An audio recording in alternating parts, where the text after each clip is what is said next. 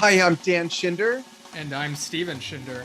and this is Yesshift. And how exciting is it for most of us that we're actually talking about a brand new Yes album, the whole album, not just a couple songs trickled out written by Francis Monkman, but Francis Monkman's new whole album.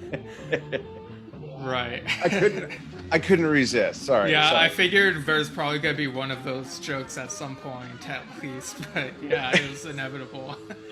um, but yeah, I'm just glad we're long past that whole controversy and we know the full picture of it, so we're able to actually enjoy this album. But we also have a listener email as well as there was this article pertaining to Rick Wakeman that came out like the same day that this new album came out, and well, of course we also have some excerpts of reactions, like fan reactions. Some were kind of long, so we trimmed out a bit, like the parts that I felt were like the most like pertinent to talk about. I don't know if that's the right word, but Yeah, it is. yeah. We didn't want to sit here and just be reading to you folks. There was a lot of juicy stuff, and you could find them on our posts on the. Yeah, like if you go to the Yesshift Facebook page, the post where it says the quest out now or whatever it says, if you click on where it says shares, you can see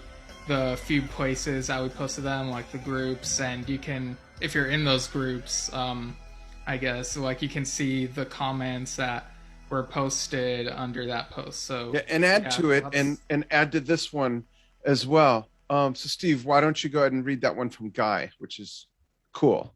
yeah, so we got an email from Guy who says, "Hello, really enjoying the podcast. Thanks for the great episode on magnification. I took it out and listened to it for the first time in a long while.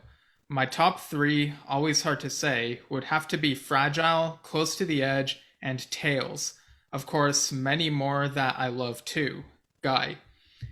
Yeah, I'm really glad people are listening to Magnification again in light of its anniversary. Like it's one of those underrated Yes albums, right? And the last one with John Anderson on it. Yeah, So it's crazy that yeah, it's been 20 years, and I'm just grateful that not only are people listening to this, because this is a passion project of ours. right. We're both very busy people.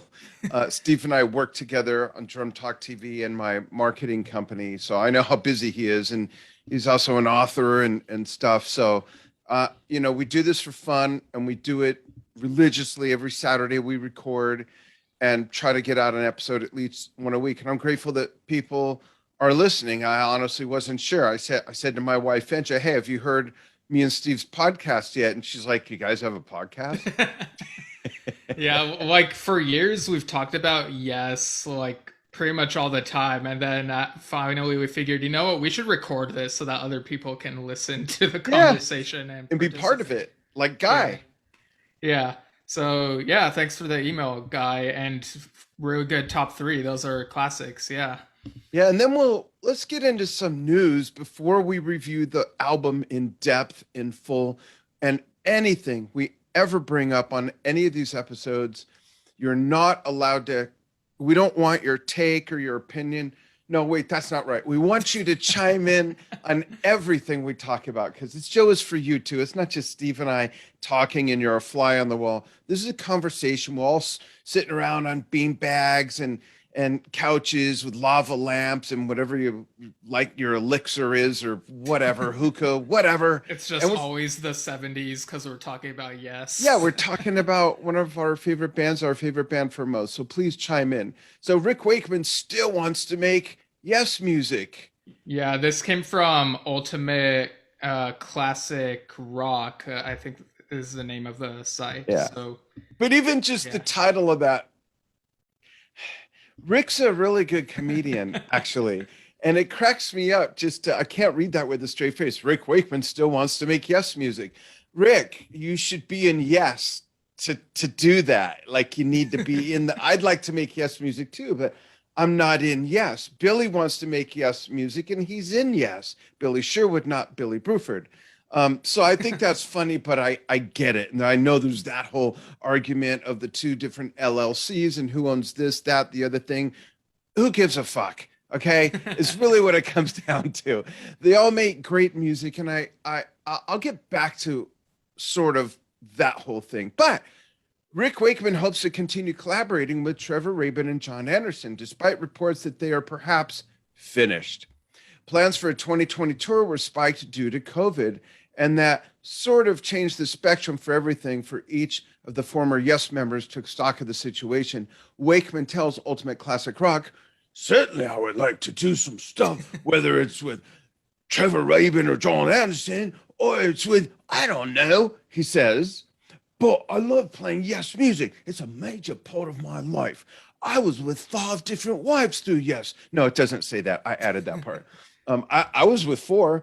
Uh, True story. Rabin confirmed last year that Yes featuring ARW are definitely over. He described their reunion as splendid fun, but said the problem is that we live in different places around the world, so logistically, it's hard to carry this on.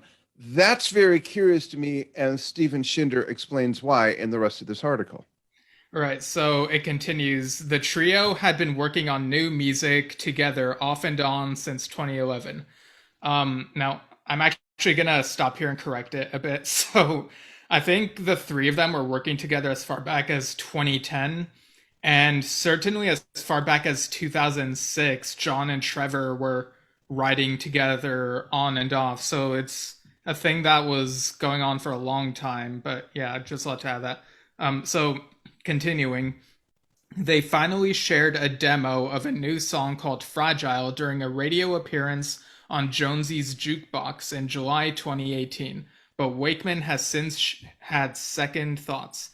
Quote, yeah, we put it out. No, you got to imitate him. Yeah, we put it out. I mean, I think we'd had more time. I'm not going to try. I think if we'd had more time, we could have done better, Wakeman said of the song, which found Rabin and Anderson sharing vocals. His quote continues, the difficulty is you've got John living up in San Luis Obispo. And Saturn. Yeah, or Mars. I think Rick once said some people say J.R.R. Tolkien is from Mars, and that must be where he met John Anderson. Yeah, that's an actual quote. But anyway, he says, you've got John living up in San Luis Obispo, you've got Trevor living in Hollywood, and there's me living on the east coast of England. We can't exactly pop around to each other's houses for a morning coffee. It's really difficult. End quote. And the article continues, in the meantime, he dismisses the modern concept of recording via file sharing. Quote, you really need to be sitting in the same room, Wakeman argues. 2 years ago, we were looking at how we could actually achieve that, all being in the same place. Because, to be honest, that's the best way when music is written. The best Yes stuff was always written when we were all in the same room. I'd like to comment on that, if I could. Yeah, go ahead. So I know Rick's old school. He's, early 70s, heading into his mid 70s. He's old school. And I totally get that. I created music like that for years and years. Right. But there are plenty of bands doing file sharing, cranking out some great stuff. When I first met Alan back in 89, and it was him, Tony Kaye, John Anderson wasn't even back in the fold yet, Chris Squire, Trevor, and they were working with Billy Sherwood, and they all had Akai 8 tracks, and they were file sharing in a sense with these big cassettes. Yeah. And there's a lot of bands, Haken, Arch Echo, we can go on and on. They're having great success doing file sharing. So it's not like it can't be done, but I do understand there's nothing like being in person. You can't throw something at someone if there's an argument if you're file sharing. So I respect that, but to totally dismiss it is a little bit disheartening because Right. I suggest that whoever lives near the east coast of England just start a flash mob with torches and pitchforks, show up on his porch, file share, file. Let's get them to do it. If they're inspired, they'll find a way to get it done. And I personally would love that. Whether or not they call it yes, ARW, EIEIO, knick-knack, paddywhack, I don't care. I would love to hear their music, but I do respect where he's coming from. I'll continue. It also says here, Wakeman recalls fondly how they'd spend a month together in those days, throwing ideas at each other. We discuss them and pull them apart. Dissect them. Oh, we dissect. What did I say? Insect? Discuss. Discuss. Yeah, we discuss them and pull them apart. What came out the other end used to be, for me, quite magical. That's where you got a true Yes album. I totally understand that. And as for us, Wakeman hopes, and I quote, that's not the end of it.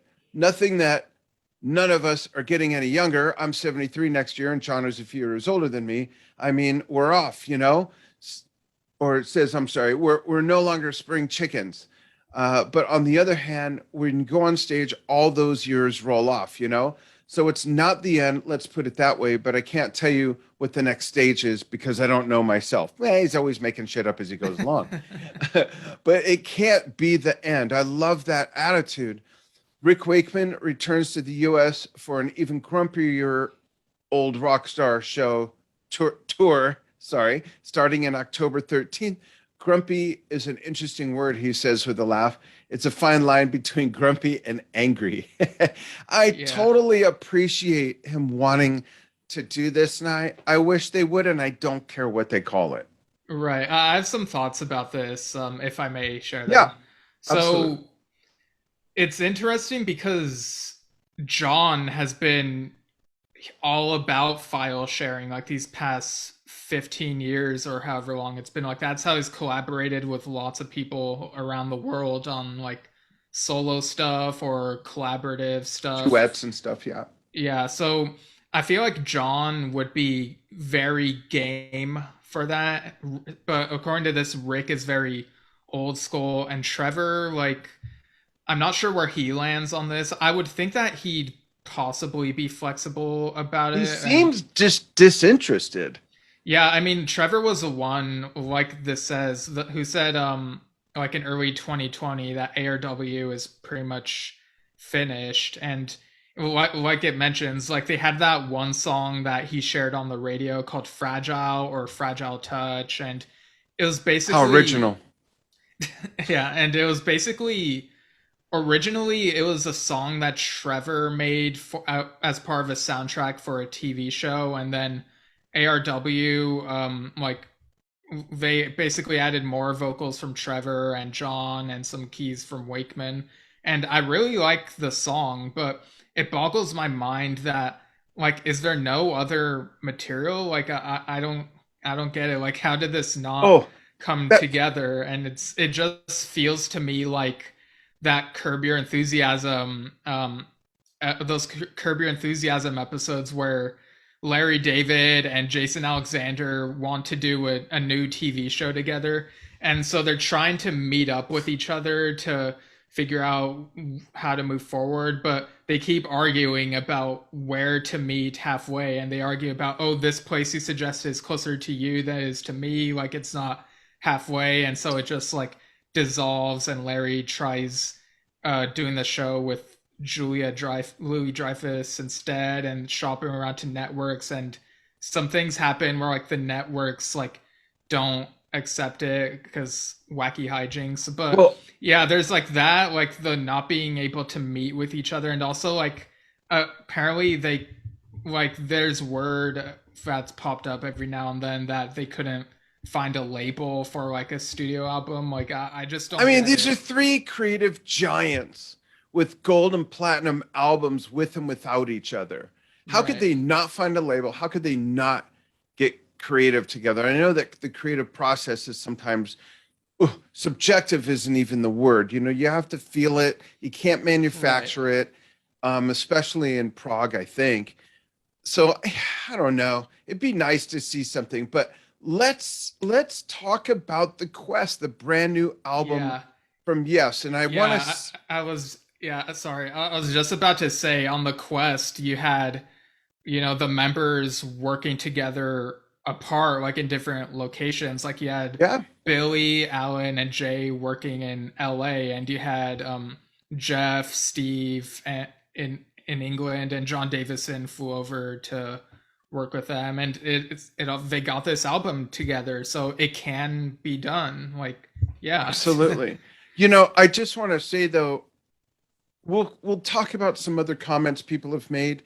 I've seen some extremely not favorable comments. I've seen some very favorable comments. Right. I The just want to reception's say, been mixed. Yeah. yeah, and I just want to say a couple of things about this. One, the way I feel about anybody's music is never affected by how someone else feels about it. Mm. That's number one. I don't care if someone else likes what I like or not. I don't care. I'm a caring person, but it doesn't matter to me if someone else appreciates what I appreciate or not. It just doesn't matter.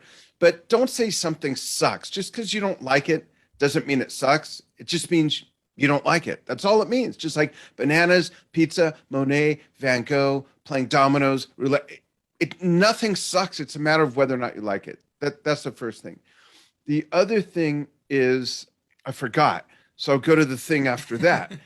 The thing after that is that, you know, if we never read liner notes, if we never knew who was in the band at any given time, we wouldn't have the same emotional attachment to these named factions, I'll call them. Yes isn't yes without John. Yes isn't yes without Bill Bruford. Yes isn't yes without Kim Bullard doing the programming. Or You know, without Eddie Jobson. yeah, or without Eddie Jobson, Brian Lane, Eddie Offord. We can go on and on and on, and none of it means anything other than what it means to us. And there's no reason to spew out and argue your point. Excuse me, because your point is your point, and that's great. That's fine if that's how you feel, but don't try to demean other people for feeling differently and appreciating one yes versus another yes. Because someone who's just now entering the world of Yes Tour and doesn't know from the Yes album lineup, the Gates of Delirium lineup, the Big Generator lineup, the Quest lineup, you just put all this music in front of them and they're going to gravitate to what meets their sensibilities. And that's what matters. So having said that, Steve and I, two generations of Yes fans, are going to review track by track the Quest. It's exciting to have a new Yes album out. The production's awesome. Thank you, Steve Howe. We want you all to chime in on this as well. So, Steve, why don't you start? Right. So you and I, or and you and I Love that guess I should song. say, we've listened to it digitally because it came out like on all the online official places, and it doesn't come out physically in the U.S. until the 15th. I got an email about the Blu-ray art book, so I'm still expecting that. I'm really excited for it, but just had to like listen to it the day of. Otherwise, we'd be bombarded with all these opinions on social media without having heard the thing, which would have been annoying to me anyway. But yeah, so I guess I'll list the tracks real quick and then we'll go track by track. So first off, we have the Icebridge, written by John Davison, Francis Monkman, and Jeff Downes. Um, Dare to Know, written by Steve Howe. Minus the Man by Davison and Billy Sherwood. Leave Well Alone by Howe. The Western Edge by Davison and Sherwood. Future Memories by Davison. Music to My Ears by Howe.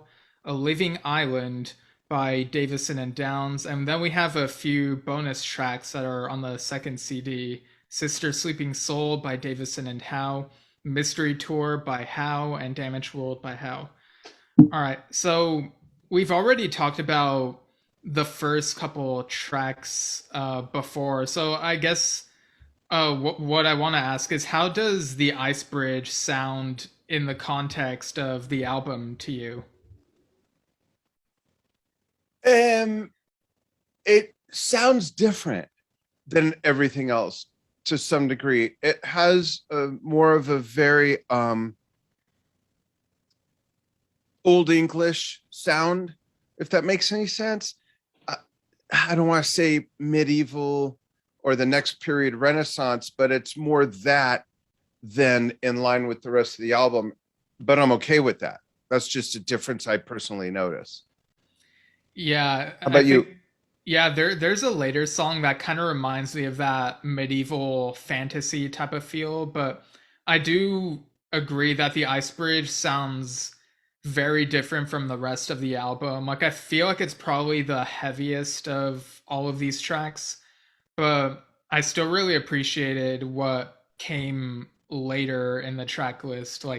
And again, it was a really good single, and I think it was in It was a good hindsight. first taste.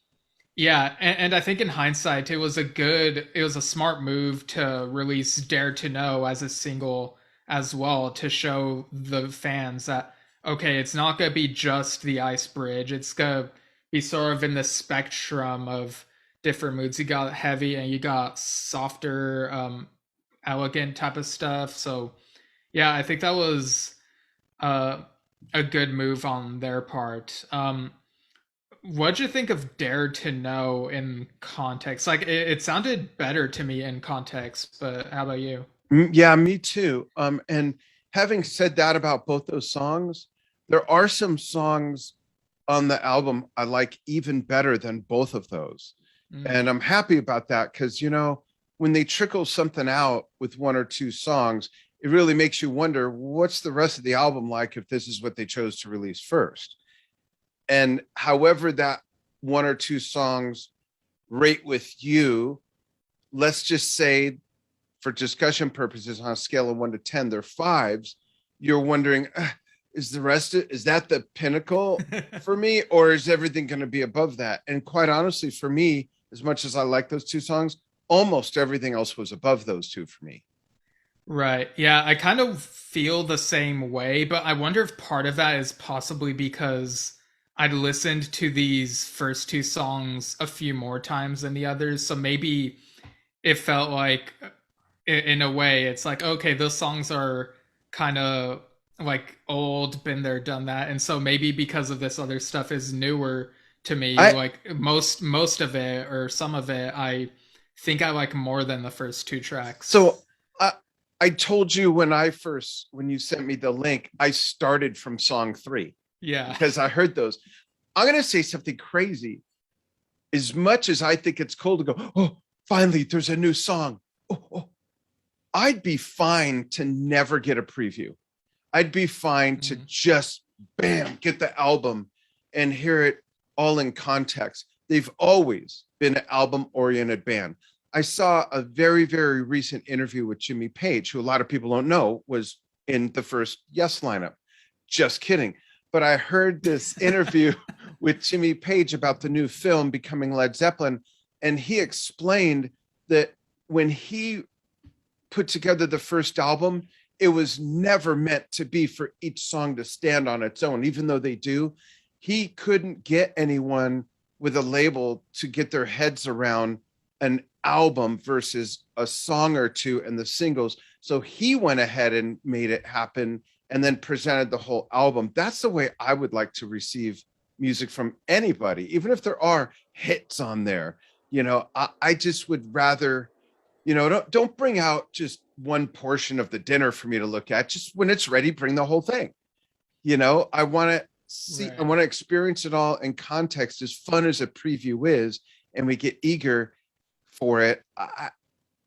This kind of music, I think, especially the first time for me, is better enjoyed in context with each other, like a movie. You're not just gonna watch part of a movie. Oh, I can't wait till the rest of the movie comes out. What the hell is that?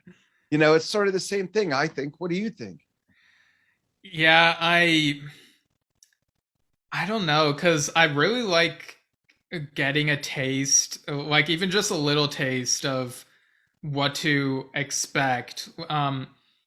Like with movies, I kind of don't care about movie trailers anymore unless they're related to Star Wars because there's just something about some of the Star Wars trailers that are done so well, even if the end result doesn't quite live up. Like the trailer, if done well, is still really timeless. But particularly for the quest, I think I'm thankful that we got those two songs in advance. So like I think we had to, because if we didn't hear the Icebridge until now, we'd be dealing with the Francis Monkman controversy now, and that would like I'm glad we're past that, like weeks or months or however past that And that they now. give him So credit and everything. yeah, like they gave him credit. So yeah, I get what you're saying. Like it's definitely fun to go into an album cold.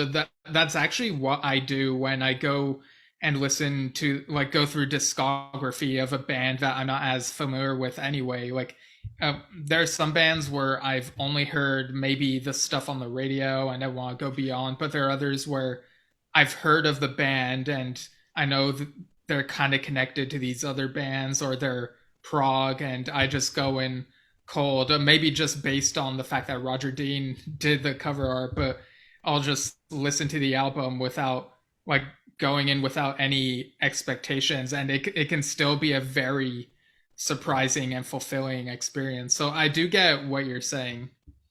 So you want to go still track by track or bounce around or like what? How do you want to do this? I still want to go track by Okay. track. So minus the man, that was the first of these newer ones that we listened to. How did that one hit you? I liked it a lot. It's emotional. It also was really cool to hear something with basically a new writing team, with Billy Sherwood and Davison. I know there's people out there, but that's not yes. It is now, Yeah, you know? and they've written together in that band Arc of Life, Yeah. which we heard a bit of a bit ago. I need to give that a full listen, but yeah, they're very familiar with each other now, so it's cool to see that, but on a Yes album. Yeah, I think they did a great job. Yeah, in fact, like throughout much of this recording, minus the man has been in the back of my mind, just playing like on repeat. It's that good. I love how, when you look at the lyrics by themselves, it's all about technology and these philosophical and ethical questions of like, oh, should we build like, oh, like these basically like these robots, like building the Superman minus the man. And like the subject matter kind of reminds me of something that the Buggles or Yes with the Buggles, working with them would make. But That's the mood, interesting. yeah, but the mood of it is totally different from what I would That's expect from like you know, Trevor Horn and Jeff Downs driven thing. that's funny you mentioned that. There's a song I'll make that same comment on later on. Um, that's interesting. I did not pick that up, but I did on a different song.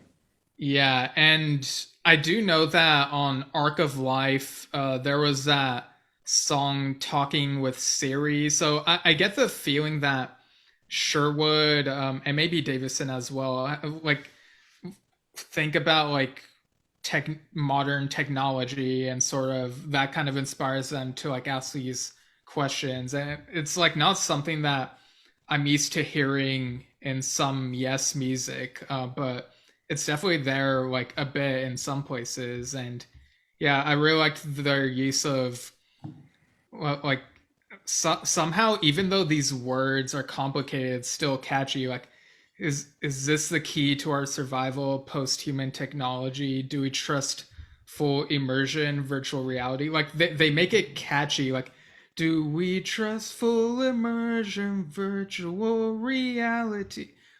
It's something like that. But yeah, it's really cool. It sticks in my brain, and That's cool. that's the making of a good song. Yeah. I think that the next track, Leave Well Alone, might be my favorite song. I was impressed and happily pleased with the prognacity of it. 33 points in Scrabble, that is. Um, I like that song a lot. That was the first one where I went, yeah, this is reminiscent. This is traces of some older stuff and some of the guitar sounds. There's some guitar sounds and styles that, for me, range from the Ladder to a touch of Tales here and there. You know, I hear some interesting blends from the past. I know some other people have commented on that as well. Yeah, this is the other song where I kind of felt that medieval fantasy vibe. Like the way they sing these words kind of feels like something that a medieval minstrel would sing, like provocation of the mystics, you know, that type of thing. Like it feels so classic, like mid 70s.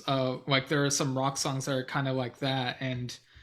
Um, and yeah, I really love the instrumental section titled Wheels. It Yeah. feels to me like partially it feels like a modern version of the Verm section from Starship Trooper. Oh, interesting. Yeah, but there's also some weird like it's I think you already said it, like it parts of it sound reminiscent of the latter to me. Um and I think on another song as well. And actually, like the keyboards remind me of "Bring Me to the Power" from Keys to Ascension 2. Like Yeah, yeah, you have yeah. like weird keyboard stuff going, like do do do do do do, do and maybe guitar as well. And it kind of reminds me of the weird stuff that'll go on "Bring Me to the Power," where it's like do do do do do do I do felt that way do too. Yeah. do. It's like just stuff that sounds weird even for Yes, but And yeah. Jeff is using a lot more classic sort of synthesizer sounds than he ever has, which is Right. cool because those are Yes flavors, no matter how you look at them. Just like one of the little guitar solos in what's that song on Talk? In the calling of a The miracle. Calling. Okay. Um, conveniently. You know, that Yeah. one little solo, that real clean guitar solo sounds very Steve Howe. Same thing with something I can't think of right now on 90125. Might have been um da-da-da-da-da-da-da-da, Our da-da. song. Yeah, on our song. So there's been traces of other players emulating Yes sounds that other players pre-established, if you will. You know, Mm. does that make sense? I hear that on this album, and I'm okay. I don't care who plays it. If it's good music to me, I'm fine with it. Yeah, I remember when you first listened to this, you texted me and said this song is so proggy, and it's yeah, you're like really excited about Leave Well Alone, and it's really good. Yeah. Um, Uh, that's all written by Howe. The next we have The Western Edge by Davidson and Sherwood. That song might be, and Steve has heard all this more than I have, but I think The Western Edge might be the one that's, other than the Icebridge, most different from the rest of the album. mm. Yeah, it does. It does feel like it could be a song on Sherwood's solo projects or on the other bands that Sherwood has worked with, because it has that feel, and his vocals are more upfront in certain places here, which I really like. Yeah. Um, Oh, that's another thing, is that his bass is more prominent on a lot of the songs than we first heard oh on the yeah, Ice on Minus Bridge. the Man as well. Yeah, Yeah. Yeah. There's some really neat stuff that he does that you can hear and it sounds great. yeah. Um, like I love the Western Edge. It's got a great pace to it, and Yeah. like Excuse my sniffles, folks. Allergies. yeah, and like the Western Edge is like so inspiring to me because I think about I write lyrics, so I'm a very lyric analytic kind of guy, I guess you could say. um and so thinking about what this song is like, when I think of like the Western Edge, it's like, okay, the west is where the sun sets, and so I kind of wonder if maybe the intention is that it goes back to that saying that Alan said in that I was Yes just Years thinking that. documentary. Yes is a band that looks beyond the horizon. And like there's like such like John Davison is such a great singer, and there's such cathartic stuff that is sung, like cry out to the sky am I. Like it feels so empowering and so transcendent, and um also like this feeling of oneness, like we the celestial sea, the ocean of humanity. There's just lots of great lyrical content in this one, and I love how it sounds. And my biggest criticism about the Western Edge is that it leaves me feeling like, oh, I wish this song were longer. Like I don't want this song to Yeah, it's end a so short song. soon. It's just under 4.5 minutes. Yeah. Yeah. Yeah, did you have any more thoughts on that one? No, no. I remember though when the track list first came out, and we were very curious about the title "Future Memories." Mm, That's just such a neat. You could call it an oxymoron or whatever, right. but that's such a neat title. Do you think that the music and the lyrics live up to the name that we were intrigued by? Yeah, it's not what I expected based on the title. Maybe it's because the song Future Times kind of like gave me preconceived notions of what to expect, or it even sounds like something that could be related to technology. So maybe one of those types of songs, but it's a very, it's a quieter, more personal sounding song, and it kind of reminds me of the song uh, "To Ascend" from Heaven and Earth, particularly the part where John sings uh, "Steal Away." There are shadows at play. Like on the song "To Ascend," he sings "Call out those bleak shadows from your mind," Oh and yeah. yeah, like that to me is very relatable because people suffer and there's all these bleak things that come to mind. It's like you have to try to find a way to conquer. um and like there's like some really good stuff on here, like where it's like, I don't want to make another memory without you. And I feel like lots of people can relate to that with people they're close with. And the song also kind of reminds me of the type of ballad that a band like Asia would make. Mm, Did you get that vibe at yeah. all? Or Yeah. yeah, but like I'm not complaining. I really like it. Yeah. I like the next track a lot too. Music to My Ears. Also, just slightly over 4.5 minutes, written by Steve Howe. I like that song.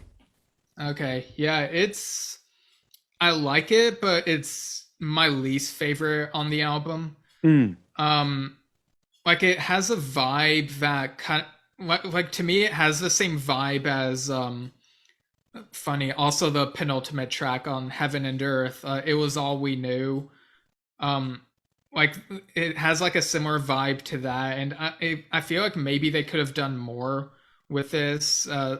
Some of it sounds a little bit repetitive to me. But I mean, I hear it's that. it's it's Yeah. fine, I guess. What do you love most about it? I don't know, just the technique he's using. It feels uh it's mellow, sing-songy, it just feels good. Okay, there is an interesting, unusual part where it goes like that Yeah. part does stand out to me. I do think it's The cool that, melodic yeah, melodicism of it. yeah, like something that sounds kind of different that I wouldn't expect in a Yes song. I do like that part of it. Cool. And then we get the end of CD1, which is A Living Island. What'd you think of this one? I like that song a lot. If I remember correctly, one sec.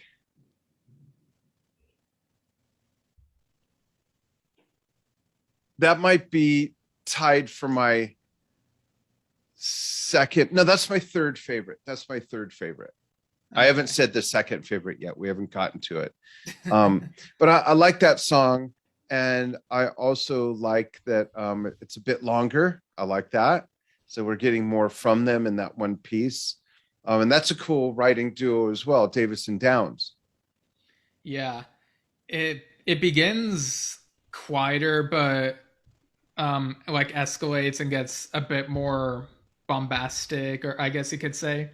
Like I think it has a nice start to it. Like in Yeah, the West Atlantic, beyond the windward chain, a living coral island where we can start again. And then you hear all this stuff about like the world going mad and going crazy, and like the first time listening to this, when it got to the part where um which part was it? It was when right before the part where they sing "and the voice of the mother so loud, so clear, rebirth now." There's that vocal part that sounds very heavenly, very transcendent, and then when it got to the part where uh, John sings, "A nation to nation, we're in this together, the together apart in isolation." I thought to myself, "Oh wait, is this song about the isolation that we've had to go through during the pandemic?" And it's like it very much feels like it's probably inspired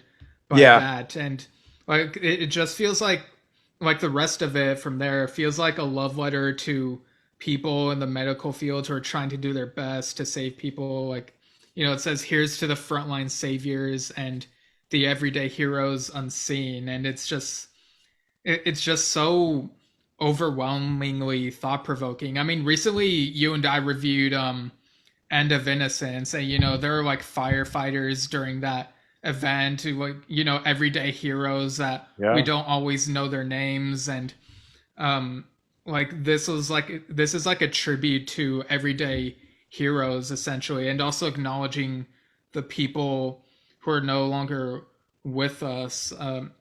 It acknowledges, like, "To you with sad spirits who mourn dear ones now gone, to their memories we dedicate this song." And it just like I feel like this was a perfect ending to that first disc. Honestly, I like the way the vocals escalate, like I love it. I have mixed feelings about that point.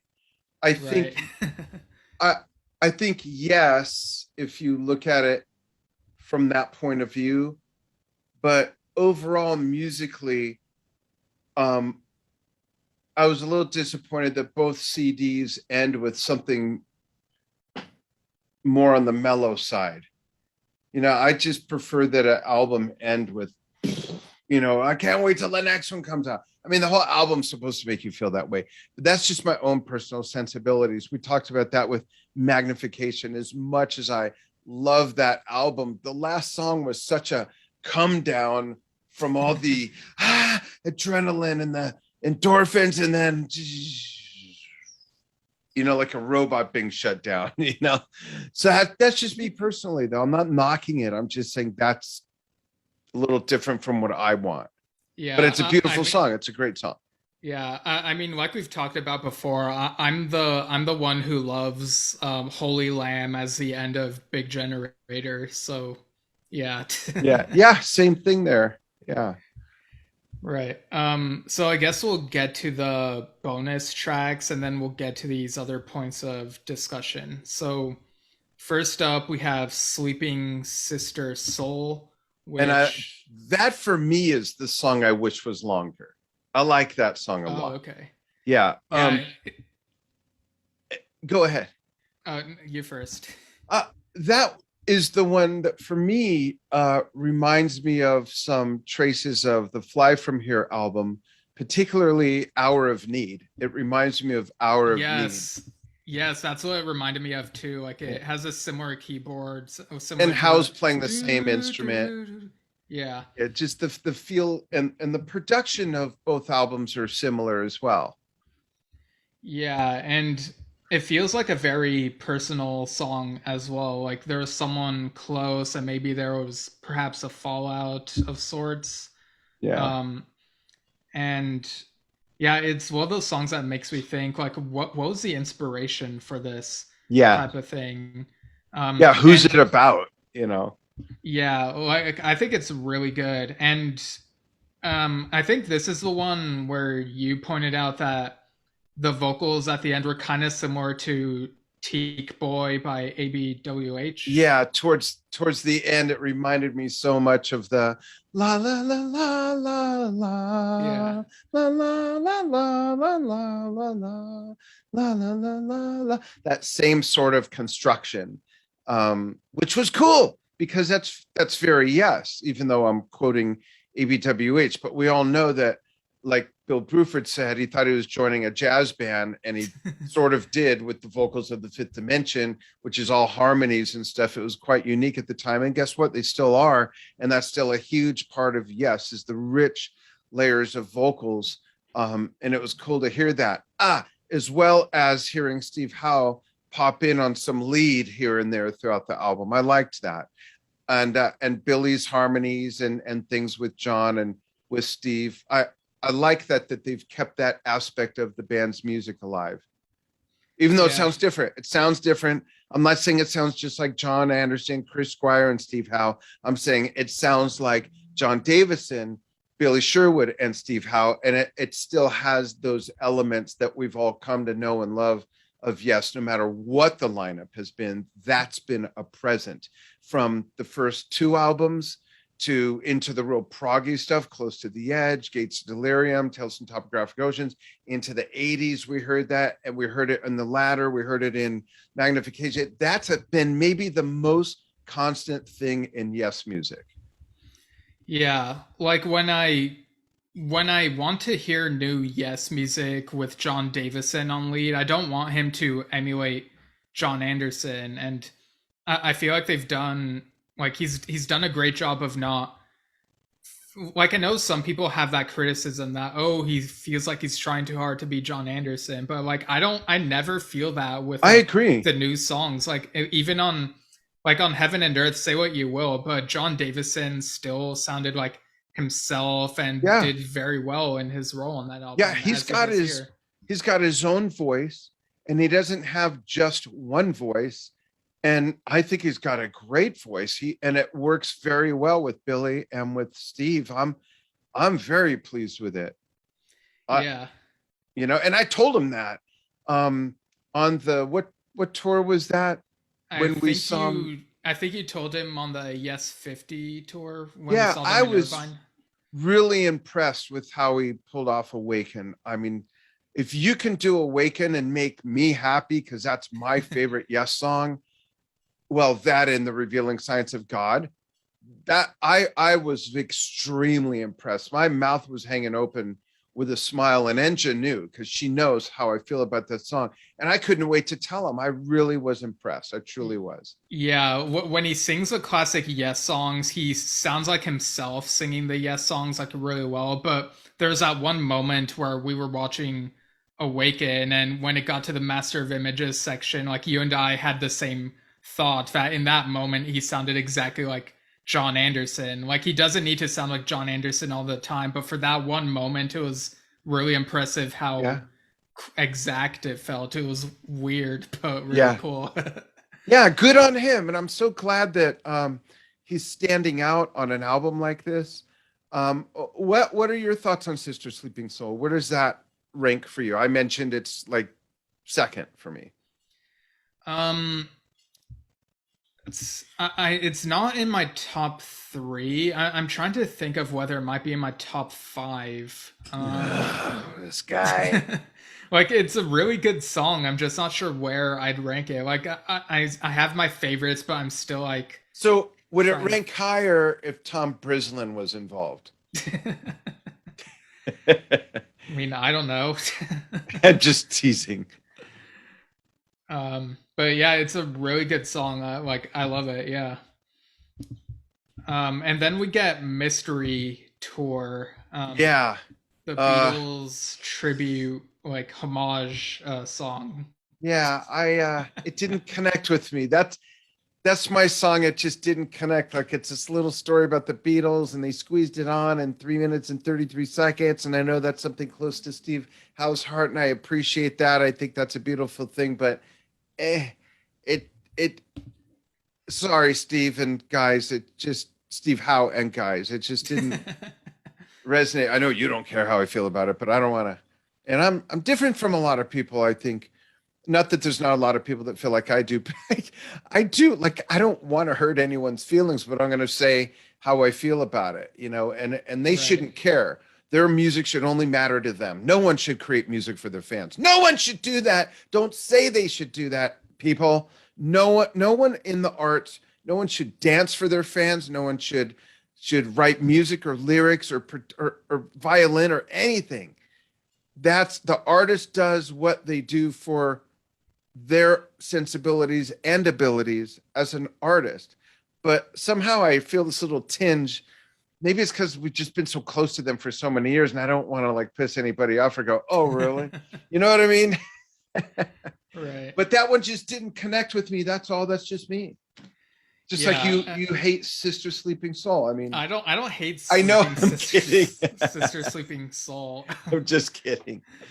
um but yeah, Mystery Tour would have been odd to have on the main album, like on CD1, but because it's essentially a bonus track, I'm fine with it's like how on the what was it, on the expanded and remastered version of Tornado, there's that weird song Money, which would have felt really out of place, like even with all the other stuff on Tornado. So Especially like, because it started with like cash register sounds and oh, you're thinking of Pink Floyd's Money. um but Mystery Tour, I like it more than music to my ears, but I think that's it. However, having said that, it's still a catchy song to me that still it gets in my head, and it's like, it's a silly I song, but agree it's with still that. fun. I agree with that. So does It's a Small World, but I'm not putting it on. No, this is miles above It's a Yeah. Small World to Yeah, me. yeah, absolutely.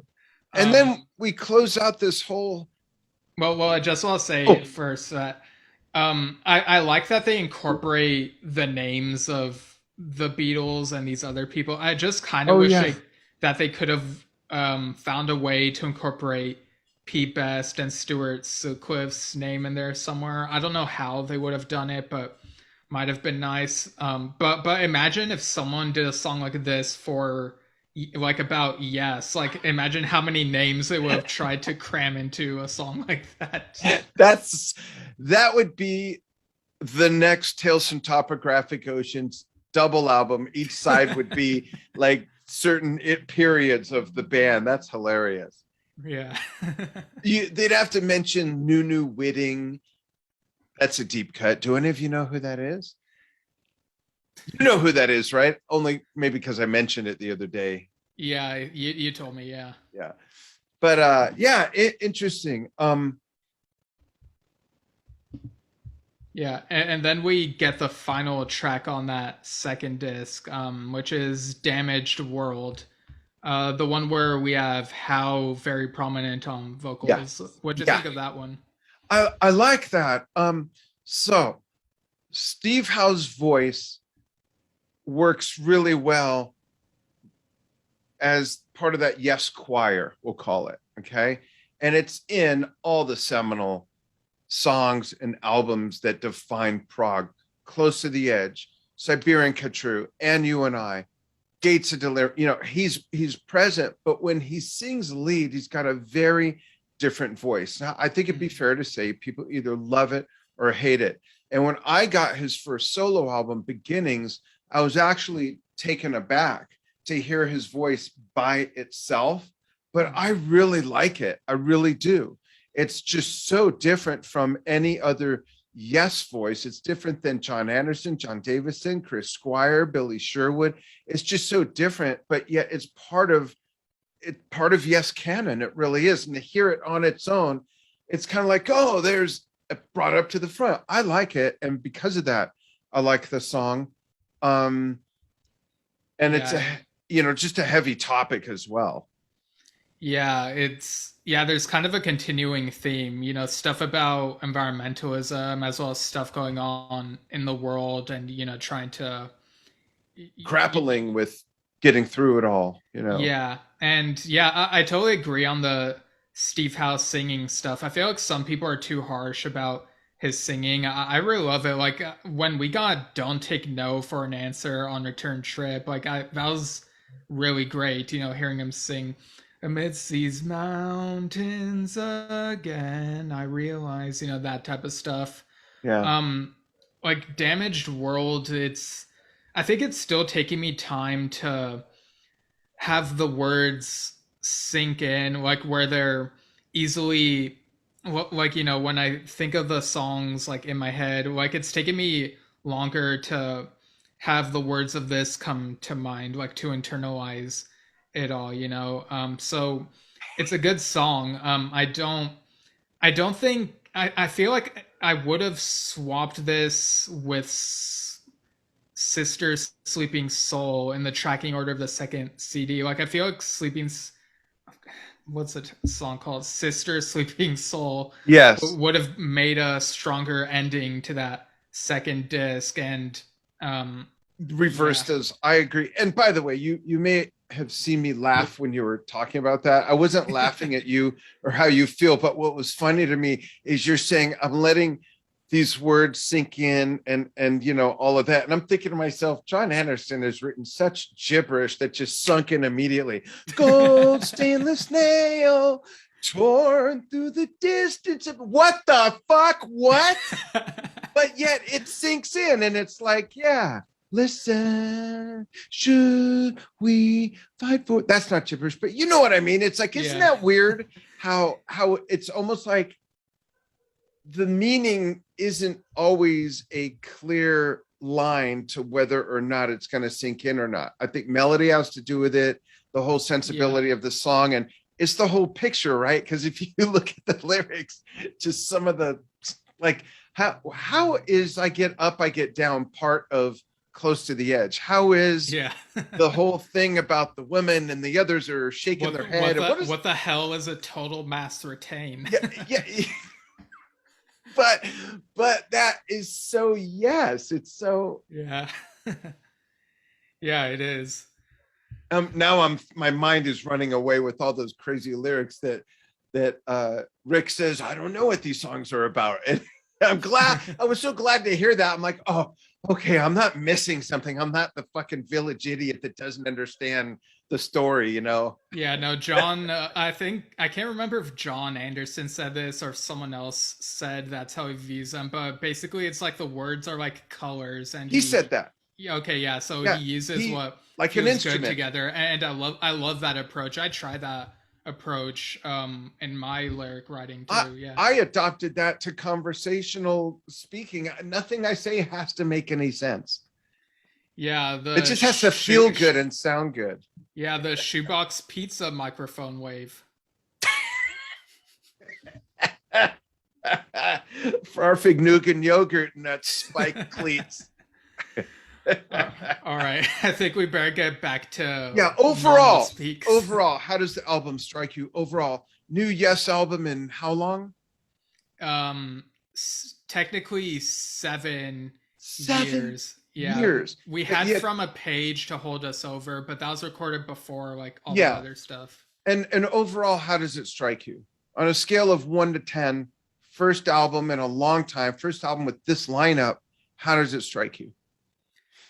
I'm feeling at least an 8, maybe. Like I feel like it could be a bit heavier in some places and longer in some places, but overall it's a solid effort. I feel like go ahead, sorry. I was just gonna say I feel like they've grown, like this lineup, like not just 5 people but also 6 people, because of how Jay Shellen has been adding stuff here and there. Like they've learned to work together. I do think there are some elements they could accentuate a bit more, maybe just more experimentation that they could do. But as the first Yes album, like new material in 7 years, I think it's solid. Like it's pretty good. Like I feel pretty happy with it. Yeah, and just think, we get one more album from this lineup and then we get to guess who else is going to be in the band, because they only do 2 albums per lineup. 1 second, hold on. Another note, we'd be remiss if we didn't comment on the production. And I think Steve Howe did a great job producing it. I hear traces of, as I mentioned before, Fly From Here, not just in the music, but the Yeah. production, but also the ladder.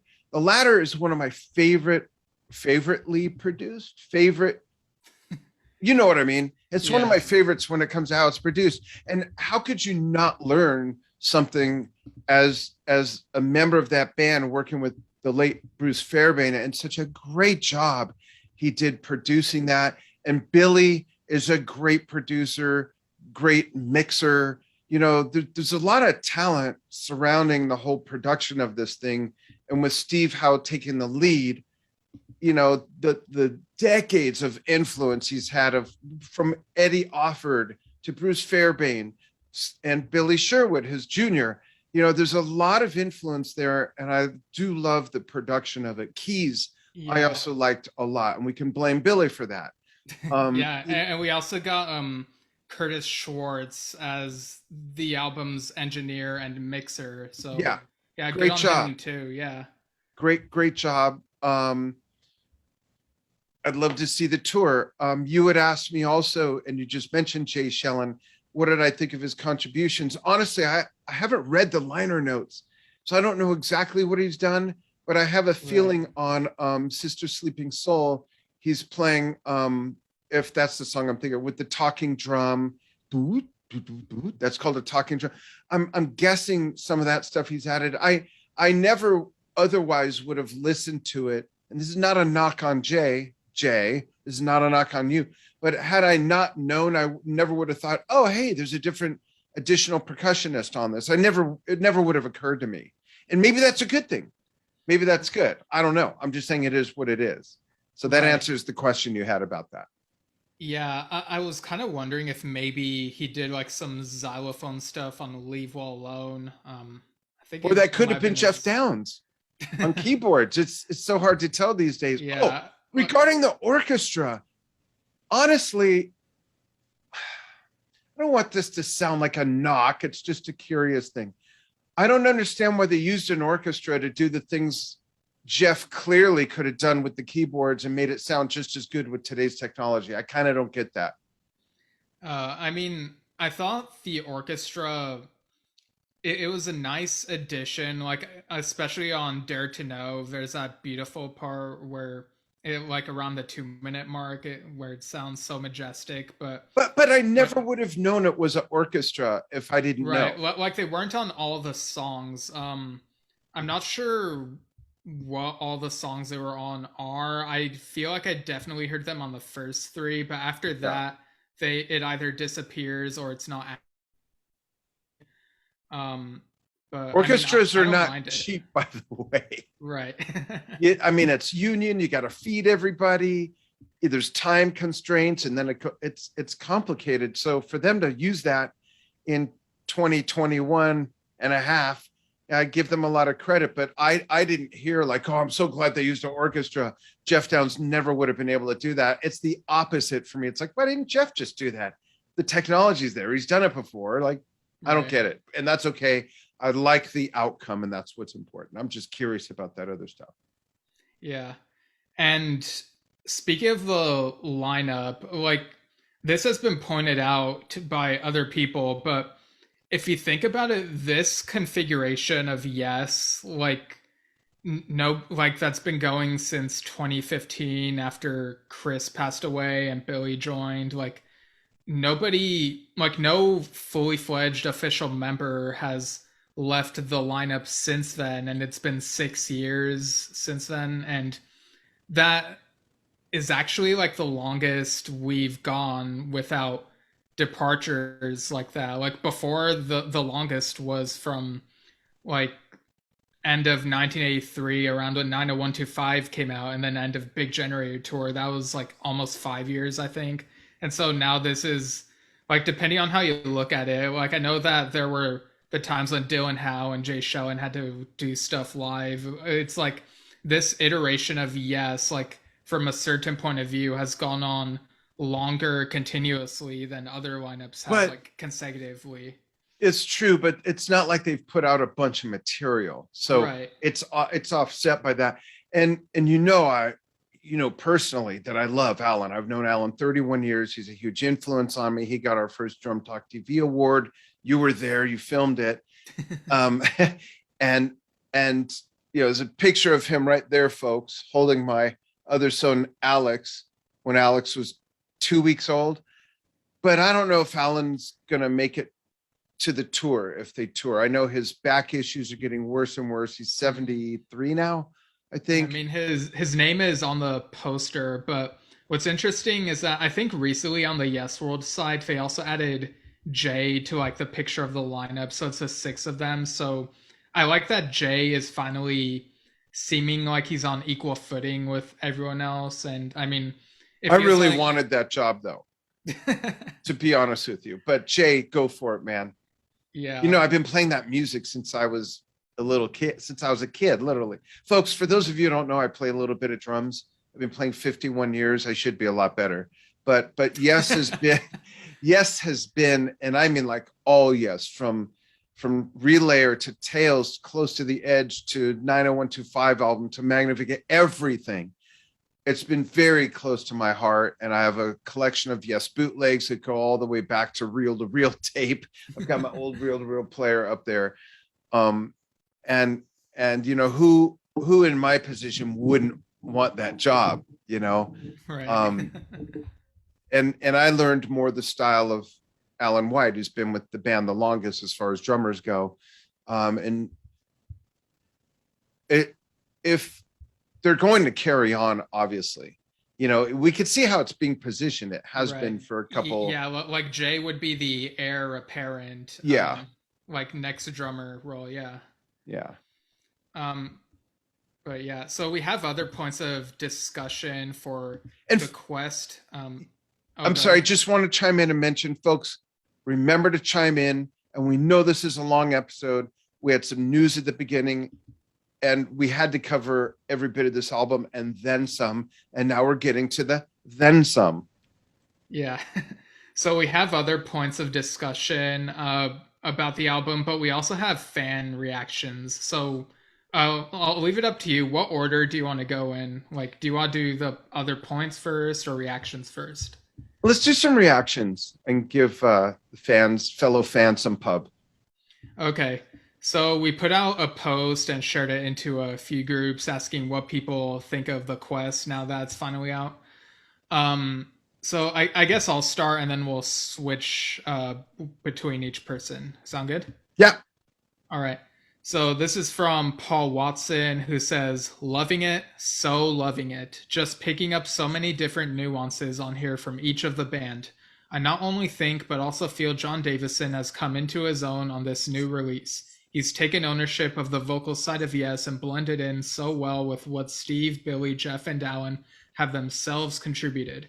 He's not only singing well, but also smartly. All those little twists in his voice just makes it magic. Highlight for me is Future Memories that I can't stop playing it. For me, it's right up there in feeling with Soon and Wondrous Stories." Yeah, that's interesting. Those particular songs didn't come to my mind when listening to Future Memories. Interesting. I like that he's paying attention and not just being judgmental. That's really cool. Yeah, like at this point, I've listened to the album in full 4 times now. The third time was like shuffled around, but yeah, I like basically like there've been a few people or several people saying that like each Yes album needs at least a few listens, and I totally agree. Like it takes time for some of it to sink in. But yeah, why don't you go ahead and read the next one? Okay, Eki Ramon, thanks for writing in. He says this, he or she, I'm sorry, I think it's a he. I'm not sure. Doesn't matter. We're all Yes fans. That's yes, who we are. Exactly. This can't touch Yes at their peak in the 70s, but I don't think anybody could expect this, particularly not from this lineup. But it is still an interesting album, which should not be dismissed too quickly. I played it more or less all day. It's well worth digging into it with lots to discover, exclamation point. Certainly no disappointment here. So it ends on a really high note, given the first sentence, which is really cool. That's fair. Yeah, basically like saying the stuff that I accidentally said ahead of it. Yeah. So this next one is from Michael Escamilla. Escamilla. Oh, yeah, okay. Se habla español? One of those is probably right. Which is also yes in Spanish. But anyway, Michael says, I was a John Davison fan from his work in Glass Hammer, which I thought was better than anything Yes had done apart from Magnification in years. This is a good blend of him with the other musicians. Very good album. Wow.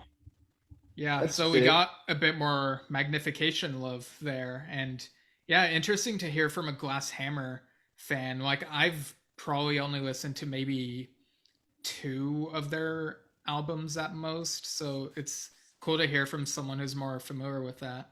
And make that comparison. Yeah. Lucio David Fulci says, love all of them. It makes me want to listen to them again and again, and I shall. Great sounds. Cool. Yeah, and this one is from Geraldo Tavares, who's from Brazil, who says, with a lot of effort, I can only like 3 or 4 songs. The Icebridge, which was a lure that gave us the false hope that record could come at least on the Fly From Here level. Dare to Know has Hal's striking guitar and good vocal moments. Leave Well Alone refers to turbulence with a good tempo and a great vocalization. From then on, the album starts to be dragged by a compilation of ballads that can have good moments conducted by Hal's striking guitar. An example is Future Memories, but definitely not even the most exciting. So, yeah. Mixed review.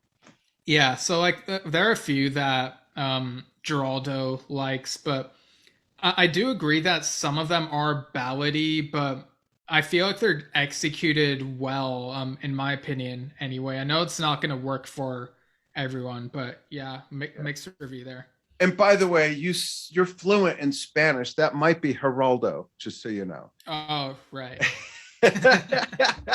And this next person, oh my gosh, this is so cool to get a comment from this. Everybody knows this guy and his tea. It's my son Alex's favorite flavor tea. This is from Earl Grey. Who would have thought? I would never have guessed that he's a Yes fan, but it kind of makes sense if you think about it. Earl Grey says, I love it. Great with every cup. No, it doesn't say that part. It says I love it. It's very good song based. There's a lot of interplay between the guitars, often acoustic, and the vocals. It's a new tangent for Yes. They could have done the same old thing. They didn't. It's an excellent record that has unexpected strengths that I'm embracing. I love it. That's a really positive, colorful review by Earl Grey. Yeah, it's also Captain Picard's favorite tea. So yeah, that's true. I wonder what Patrick Stewart thinks of this, even though Rick's not on it. Yeah, can you imagine if Patrick Stewart was a Yes fan and wanted to be on our podcast? That'd be something. Well, he is, right? Isn't he? He must be. He narrated Return to the Center of the Earth. Oh, that's right. So he's the voice of that album. So how could he not be? Huh. Yeah. He's got to be a Yes fan. He's got to be familiar with Rick's work, having done and I know William Shatner has worked with Billy Sherwood on his spoken word album Ponder the Mystery, which is really good. It's a great listen. I think you'd love it. Yeah, absolutely. And Mark Hamill did something with ELP. No, I'm kidding. All right, so Rob Drew says it has great production and playing. There is some good music here, but overall it is quite restrained. It could do more urgency, more balanced between light and power. For good or for bad, it's where the band is these days. So I kind of get what Rob means. Like, I think partially because of the Icebridge, there's an expectation that maybe there would be more heavy moments here and there. And I do think they could have added a bit more of that, but I'm still personally pleased with the end result. Me too, and I do hear the restraint. I really perked up with Leave Well Alone because it's longer and more proggy, and that really got me excited. So not having that throughout the album, I hear the restraint, but it's their work, it's their art. It apparently isn't what they were going for, and I respect that, you know. Right. Yeah. This is Joel Y. Picard, not to be confused with Captain Picard. It says, this is not a lot of hard textures, but there's a lot of really tasteful playing serving the songs. There are very laid back moments punctuated by some really nice Alan White, Billy Sherwood interactions. I agree. Uh, Sonically, the production is excellent. I think everyone agrees with that so far. Jeff Downs is quite understated, but if he was not there, the songs would be lacking. Steve and John blend well, and Billy Sherwood, both in playing and singing, channels his own style and his inner Chris, which I suspect will be him until his last day. Not a bad thing at all. Alan is solid throughout. The drums sound excellent. I agree. The drum sounds are great. I didn't mention that. There's some big, fat drum moments, and those are my kind of drum sounds. I love that. Joel goes on to say, second time on Random Play. Actually, a lot of similarities in the writing style, the From a Page sessions. In my opinion, if those songs and these were together as a new album, they would fit seamlessly, even though those were all Oliver Wakeman-led compositions. That's interesting. And let's remember that everything by Yes has been influenced by Yes, present or past. So that kind of makes sense in a very seamless way. Then he goes on to say the songs are mid-tempo for the most part, but very well crafted, and the playing is really good. Alan is really good on this, solid and good fills, etc. For anyone who has any misgivings. The atmosphere is a lot like From the Turn of the Card or Words on a Page or The Gift of Love. Cool. Yeah. Interesting comparisons there, and I hear them. Yeah, I get what he means. Like some of it does remind me of From a Page, particularly A Living Island gives me a similar feeling to when I listen to The Gift of Love, which is the closing track on From a Page. Like it's very like it they both feel very cathartic to me, like very uplifting and just strong endings to both of those discs in my opinion. So yeah, and I do think From a Page would work well with some of these songs, and even with some of the Fly From Here songs that aren't Fly From Here, or even some of the Heaven and Earth songs. Like From a Page is such a solid EP that I just love to keep praising whenever I can. So That's cool. Thanks for giving me that opportunity, Joel Perard. Cool. Two more. Jim Voight, unless it's Wah, says, have only heard it once all the way through, but really enjoyed it. Every song. I can tell it's an album I'll come back to again and again. Excited to keep listening. Cool, Jim. Thanks. One more. And Stefan Kaiser says, at the moment, my favorite is the track with the orchestra. I believe track 2. So that would be Dare to Know, I guess. He goes on, for this album, I can say the quest is to go on a musical adventure together with the band. This lineup is awesome. Everything is on point and very well sounding. So it's nice to get some positive reviews considering all the crap that's been slung around a lot online in the Yes groups, you know. Yeah, like there were also some negative and mixed ones. You know, like some people saying it's not Yes to me, or like there were a couple of people who didn't really like their production that much, but I mean, it wasn't gonna please everyone. It never will. Gates of Delirium doesn't please everyone. Yeah, really. You know, there's people that were hardcore fans of the first 2 albums that heard that and thought it was a big acid trip. I mean, not everything's gonna please everybody. It just isn't like that. And that's okay. Right. Cool. Yeah, so we have these other points of discussion regarding the quest. So I think we kind of alluded to this, but do you have a favorite song from the album? Yeah, it's Leave Well Alone. Okay. Yeah. Yeah. You? And mine is It's probably A Living Island. Like I just love the way it ends that Okay. first disc. So I guess no surprises there, really, if listeners have been paying I attention. know a lot of people have said this is another point I wanted to bring up. We talked Okay. about a lot of people have said it's a Steve Howe solo album before they even heard the album. They were saying that. I don't hear that at all, not in the least Right. bit. Yeah, like when I think of a Steve House solo album, I think maybe mostly instrumental, or maybe some of the tracks will have him on lead. But here we only have one track with him on lead, and it's one of the bonus tracks. And his guitar has a strong presence, but so has his work on classic Yes stuff. And this sounds closer to those classic Yes albums than to Steve Howe solo albums to me. So yeah, it's basically just something that people like to cling to because like they view this lineup as just the Steve Howe band, but like it's Yes to me. Like that's yeah. We're an hour and a half. Let's round it out. Okay.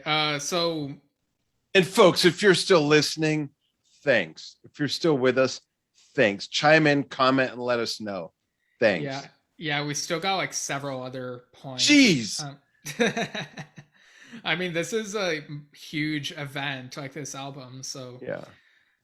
were there any songs that make you want to sing them aloud? I honestly don't know the album well enough. I've only Okay. heard it all the way through twice, and I've heard a couple songs or so more than that. So I really am not that immersed in the music yet. Okay. I feel like the ones that bring me closest to that are A Living Island, Minus the Man, and The Western Edge. But I don't have that strong of a feeling to sing them as I did for The Gift of Love on From a Page, or even Believe Again and To Ascend from Heaven and Earth. Like I kind of wonder if maybe part of that is just I'm kind of different now compared to those time periods. So Possibly, yeah, yeah. who knows? Um, okay. And what do you think of the inclusion of sections on certain tracks? So we got like the Icebridge, Leave Well Enough. Is Uh, that the title? And A Living Island each Leave have Well Alone. three. Yeah. Yeah, Leave Well Alone. They I each have like A, B, and C yeah, sections I'm listed. indifferent to that. I'm indifferent to that as much as I am to that on And You and I and Close to the Edge. If I didn't read it and see it, I wouldn't think of it that way. You know, it's Mm. to me, it's like an internal sensibility from the author or the writer or the composer. So I just kind of, it's reminiscent. Whoops, it's reminiscent of classic Yes because of that. But aside from that, it doesn't mean anything to me. Okay. Yeah, I guess after reading those, it made me try to pay attention to the parts where it switches to sort of a different feel. And Um, try to I, like delineate between each one, yeah, each like, section. yeah, and I don't mind it. Yeah, it's just kind of there, I guess. Yeah. Um, yeah, I think we already touched upon the orchestrations and whether any of the songs remind us of past Yes material, and we touched on Jay's percussion. Oh, so this is something that someone else pointed out. I think there's no writing credit from Alan White. Was that like surprising to you at all? Yeah, it Because was. I think this might be the first album since he yeah, I joined think in 1972 that doesn't have a writing credit. yeah, maybe yeah. Yeah. Yeah, it was something that I didn't really notice until someone pointed out. But Yeah. That yeah, is curious, interesting, because he's always been a contributor. right. But I mean, he still plays well on the album. Yeah. So yeah. If Um, that's him. all right, we won't go there. We won't. It totally sounds like him though. Yeah. So how well do you think Billy is integrated in the new material? Very well. I wouldn't mind if he was even louder. Yeah, He's very I well agree. integrated. Yeah. Yeah, he's well integrated. I think they could do more with him, like let him be a bit more front and center in certain aspects. Yeah. But I'm a little surprised he wasn't right. vocally as well. Yeah, like I love his singing, so I guess I would have liked more vocal stuff from him, but there was still like bits here and there where I think you were like he sounds like he's singing like Chris, and like it was very like remarkable, you know. Yeah, he does a great job. I Yeah. do absolutely admire and respect him. Yeah. Do you think the track list could have been changed a bit? Again, I'm not familiar with it enough to really make that judgment. Other than the two things I said, I would have made the last song of each CD a different song. I like ending on more energy. Tempest Fugit being the last song on an album. Stuff like that. Is Silent Wings of Freedom, or is it? Yeah. Yeah. Um, that's just me personally. It doesn't really mean much more than that. Okay, How yeah. about you? Would you rearrange everything like you do at my So house when you come over? so I'm pretty happy with the track listing on the first disc. I'll touch upon what I think of the bonus track stuff when we get there in a bit, but which songs would you most like to hear live from this album? Oh, that's a great question. Minus the Man, Leave Well Alone, The Western Edge, Music to My Ears, Living Island, and Sister Sleeping Soul. I know that's a lot to ask six, but those I know they'll play the Icebridge, but I Hmm. would love to see those six being played. Yeah, the ones I would most like for them to play live are probably the Ice Bridge, minus the Man, the Western Edge, and a Living Island. Um, No mystery okay. tour. I mean, I wouldn't mind if they played it. It's just not one of the ones I would most want them Of to play from course. this album. Like they played Imagine on the Royal Fair tour, and that was pretty cool. Oh, that is cool. Yeah. Okay. So apparently the thing about the second disc. So what's weird is the first disc has 47 minutes worth of material, and the second disc has 13 minutes of material. So like it could have all fit on one disc, but Yeah. What's with the second disc? yeah. So I was reading up on this. Apparently, the label asks them to shoot for 50 minutes or under for the album, and so that's what they did with the first disc. But then I guess they said, if you want to include extra stuff, we could do it on a second disc. And like, I guess it's a way to separate those bonus tracks from the But actual why? album. How? Um, What makes them bonus tracks? well, Bonus tracks to me are something that gets released later after the original album. Oh, these were done during those sessions too. Now there's a new version release and it has bonus tracks. Other than that, there's nothing bonus about them. well, I partially disagree in that, Mystery Tour feels very different from the disc one stuff. Like it's kind of a more fun, a tribute song.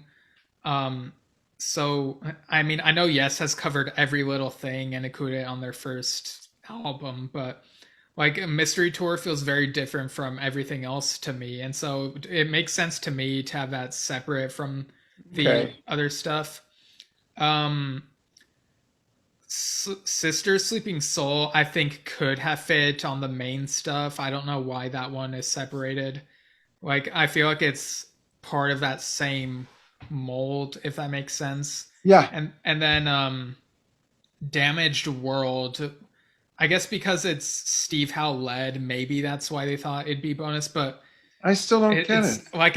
it kind of feels like in the middle to me. I don't really lean one way or the other for it, but Yeah, like I feel like personally they should have just had these as part of that first disc if it was that little amount of time, and you could fit all of these on that one disc. And I guess it's easy for me to say because I grew up on the expanded remastered CDs that came with bonus tracks, so it was like, okay, the album ends and then you get all this extra stuff like right after, all on the same CD.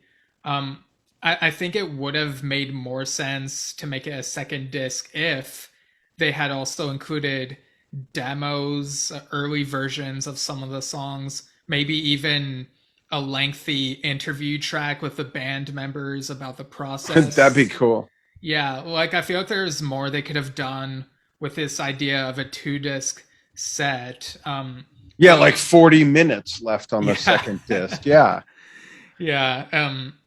And I mean, Jeff and John Davison, 7 years ago, they were working on like a 10-minute song Yeah, where's reportedly. that?